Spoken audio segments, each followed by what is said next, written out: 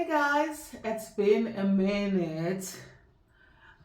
We are not cooking today, but we are having a conversation, and it's one of my favorite topics. Hit. So today I thought we'll talk about travel drink of choice. Now, when you travel, you always end up towards a certain drink. I don't know whether it's just me, but I just find that when I travel, I tend to drink more beer. I tend to explore and not just on beer but also on food. But when we're talking about beer, so I tend to drink a lot of beer because I want to explore the country. I want to taste the country, and what better way of tasting the country than drinking their own beer? So think about it. I come from KZN, KwaZulu-Natal in South Africa, and where I grew up, we've got our own beer, which is isiZulu. We call it isiZulu, and yeah, it's interesting. Yeah, isiZulu is a language, but there's a whole lot of things that we call them isiZulu, including our beer. Umqombothi, actually. Anyway, so when you're growing up as a young lady coming of age, you get taught how to make the Zulu beer, and because it's one of those things that when there's a family get together, or there's a function or mshado, the wedding, or it's a coming of age for men or for women, whatever the celebration is, there is going to be a traditional beer. There's going to be isiZulu. So you get taught. As for me, my mom tried to teach me, but I think I was more interested in tasting it than actually learning the trick of doing it. I can do it, but not as great as my mother. And that's another trick. The more you do it as better than your parent or better than your grandmother, or like how your grandmother used to do it, then I know, boss, you are like anointed. But anyway, a sequel up. Today I wanted to talk about my travel drink of choice. So, best wine. I mean, fact. We are producers of the best wine in the world. So now, when I'm traveling, I mean, I love my wine. I really do. But when I'm traveling, I find that it's not easy to get the best wine, but also the price for wine starts changing, because most of the countries, especially in Africa, they actually import from South Africa. So a good wine, everyday wine that a nice cab serve, that I would normally buy for, like, let's say 200 rands, then you end up buying it for like 800 rands. So doesn't make sense, ridiculous. So I'll have my wine now and again, but what I tend to do the most is to actually enjoy the country's heritage, which lies along their beer. So let's take it from the south. If I look in South Africa, we've got a variety of beer. So in South Africa, we have Soweto Gold, named after the biggest township in South Africa, which is Soweto, with so much history. Oh, there's a sound of a plane. Can't wait to get to the next plane going somewhere. But anyway, a sequel up. So I was talking about Soweto. So Soweto is Soweto Gold, beautiful, crispy, light. You can have it as a draft, you can have it as a lager. Then there's also Devil's Peak. Devil's Peak is in Cape Town. It's actually named after one of the also key mountains, which is the Devil's Peak. It's a beautiful mountain. Whenever you're in Cape Town, definitely worth the hike. I've done that hike so many times. So you do the Table Mountain, you do the Lion's Head, and then you do the Devil's Peak. After that, you go and drink the Devil's Peak. So yeah, that's South Africa. Then there's Castle, there's Lion, named after the Big Five, and a whole lot of variety. So when you're in South Africa, those are the beers you need to look out for. They are beautiful. And the nice thing about beer It's usually light. You hardly find very strong beers. They are there, but I like a lager because it's light, it's crispy, it's got that beautiful gold color. And you know what? When it comes to beer, it's made of 4 ingredients. There's water, there's hops, which is more like a tasting agent. Then there is barley, which is the grain. Then there's yeast for fermentation. How complex is that? Just 4. Not complicated at all, right? So now we're still in the south. Then as you go to, where do we go? Let's go to Zimbabwe, which is they actually make one of my favorite beer, Zambezi. It runs or it flows. So it's named after the Zambezi River, which actually flows right from the top. If you look in terms of the map, it goes through Zambia and other countries, but it flows through Zimbabwe. So that's their local beer, Zambezi, and they also term it like it flows. I really enjoyed it. Every time when I'm in Zimbabwe, gotta have the Zambezi beer. Try it when you are there. Then next door is Zambia. They've got theirs, they call it Mosi. Mosi is also, it's named after the Vic Falls, Mosi-oa-Tunya. The smoke, the thunders, which is the smoke that actually thunder from the fall. Another beautiful beer. It's a little bit on the what's the word? A little bit on the bitter side, but it's actually nice. I remember when I was there, the first time I went there, I was there with my son. My son really enjoyed it, and no wonder why. I'll tell you that story, or maybe you need to go back and check one of my older podcasts. You'll see the conversation that I had with him.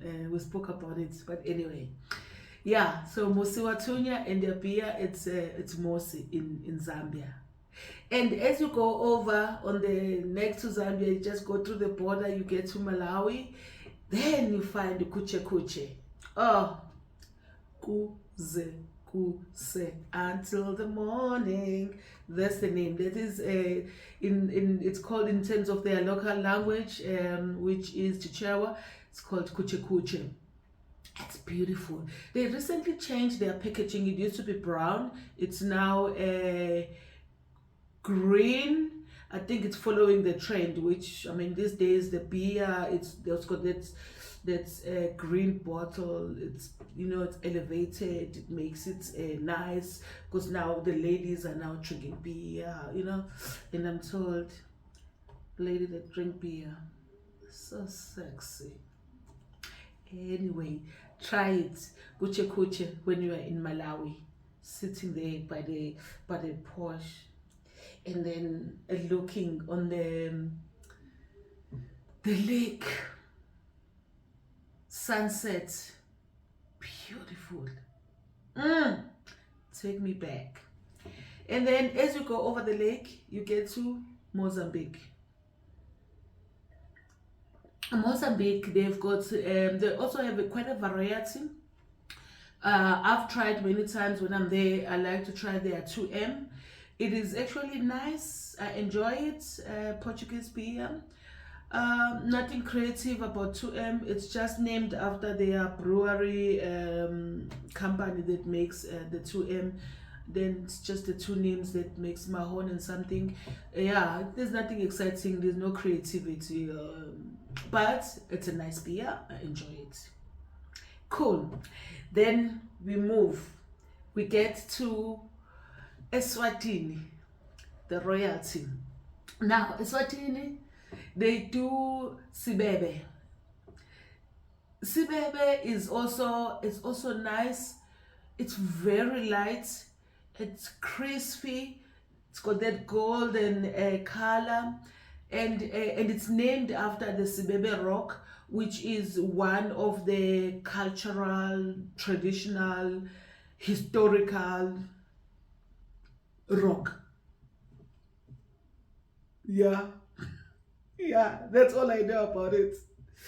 Anyway, yeah, and then we move from one royalty country to the next. Then we go to Lesotho. Lesotho now, the mountains of Lesotho, the Maludi. So their beer is named after their range of mountains, which is Maludi. No surprise there. It's called the Maludi beer. It's another one light, and the interesting parts about my loot, it's very light. I think it's one of those beers that you can drink a lot of without even realizing that you've drank a lot, because it's very light. I think when it comes to the alcohol percentage, it's probably around 2 to 3%, but it's quite light. I enjoyed it. Beautiful. And what is also quite interesting, in Southern Africa, I think when it comes to the consumption of beer, we consume, excuse me, quite a lot, but not like our siblings up there, in like when you get into West Africa, and then you go into East Africa, or rather Central Africa. Because I was reading somewhere, and I saw that one of the countries that consumes a lot of beer, I think it's Gabon, it's Rwanda, I think Congo is also there. Yeah, it's one of those. But anyway, so I think we've covered most of the Southern Africa that I've actually tasted, which is obviously home. And then we've done Maluti in Lesotho, we've done Sibebe in Eswatini, Mozambique to Mosi in Zambia, which is named after Mosi-oa-Tunya, Zambezi, the one that flows in Zimbabwe, and then Kuche Kuche, one of my favorites in Malawi. Mm, Oh, there is also, which one am I forgetting? Okay, there's one I'm forgetting, but anyway, let's move to the east. Now, when we get to the east, it starts getting the strength start gets a little bit more strength. Now we get into Tanzania, one of my other favorites. It's called Kilimanjaro. If you can't climb it, you drink it. So it's Kilimanjaro. It's nice. Brown bottle. They're still on the brown bottle. They haven't changed into the green. It's got a beautiful strength, and but it's one of those beers that you can have like maybe 2 or 3 pints, and that's it can get actually too much. So one or two, and then you can move to something else. But I really enjoy it. I mean, it's named after the Kilimanjaro mountain. What I find interesting in the East, more so in the East, when you buy beer, they will ask you, do you want it room temperature or cold? Like, duh. It's so hot. I want my beer cold. So I normally have it cold, but most of the local, they actually enjoy it at room temperature. I'll drink to that. I think it's like acquired taste to have beer at room temperature. Then next door, the neighboring country, which is Kenya, they also have a Tusker.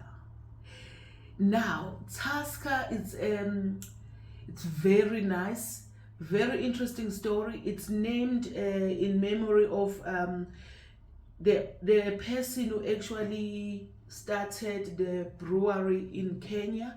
He actually was killed by a lion. Oh, no, scratch that. Brrr. He was killed by an elephant whilst he was hunting. And then they actually named, his name was whatever, but they named the beer after him. It's called Tusker. It's nice. I really enjoyed it. And every time I'm in Kenya, I actually enjoy it.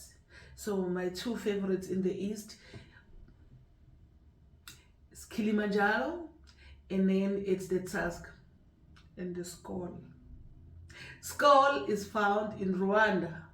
So Skol doesn't have any exciting history. It's just a brewery, the brewery that's been named after, and it's okay. It's nice. You drink it, nothing to write home about, but it's nice. But in the East, I think my favorite, like I said, it's the Kili one, Kili beer. Beautiful. And then we moved to Central Africa, to the other side. Then we find, what is it? Goku. Goku, oh yeah, I know. Goku is in Congo. So Goku is Ngok, not Goku. Yes, the Zulu in me, like Goku. No, it's not Goku, it's Ngok.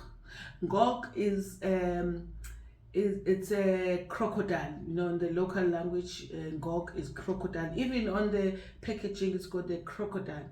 It's crocodile because the Congo River is infested by crocodiles. Congo River divides the DRC and the Congo, the Brazzaville Congo. Two countries in one country. Story for another day. But yeah, so it's also nice. I really enjoyed it. I mean, I've been there once, and I enjoyed it. I'll have it again. Planning to go there again next year. So yeah, try it when you're there. Gog, green bottle as well. And then when you move to one of my favorite travel destination, Ghana, they have a club. I must say they disappointed me. Not creative at all. It's named, I think it's also named after the brewery, the company that makes it. Don't forget to subscribe, like, comment. Yeah. Ghana, you disappointed me. Maybe I will, okay, disclaimer, maybe I have not been exposed, or I have not tasted the other local one, except I've tasted club, I tasted the other one, but both of them, they didn't come with exciting stories. I mean, like Mosi-oa-Tunya, like Zambezi. Nah, they didn't. Okay, I still need to explore more. I need to go back. Maybe there is one that is somewhere in the village that I need to visit and taste. Yeah. But anyway, yeah, that's what I wanted to talk about today. My favorite topic. Hit me down below. Let me know, what is your travel drink of choice? Tell me. Do you normally, you the person that actually stick to your hard stuff, like like you have your, oh, that's another thing. I also like to try like the local gin. Malawi, they've got the best gin. Try it, Malawi gin. Then there's other countries that actually do brandy. Okay, I haven't tasted those ones. What else? Yeah, let me know, what's your drink of choice when you're traveling? Hit me down below, and don't forget to subscribe. Asante, till next time. Cheers, bye bye.